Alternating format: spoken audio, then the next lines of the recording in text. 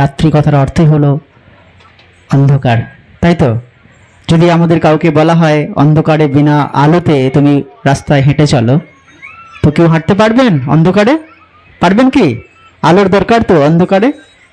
হ্যাঁ, তো সেই রাত্রিতে আমরা অন্ধকারে হেঁটে চলেছিলাম। আর এখানে রাত্রি কথার অর্থ হচ্ছে অজ্ঞান। আমরা সবাই নিজেকে ভুলে গেছিলাম যে আমি আত্মা, আমি পরমাত্মার সন্তান। ঠিক আছে, তো সেই ভুলে যাওয়ার কারণে আমরা শিব বাবাকে স্মরণ করতে লাগলাম আর শিব বাবার জন্মদিন পালন করতে লাগলাম, তার অলৌকিক দিব্য জন্ম, যে তিনি আসবেন, এসে তার সত্য জ্ঞান তিনি শোনাবেন, আমাদের সত্য পরিচয় শোনাবেন, সময়চক্রের জ্ঞান শোনাবেন।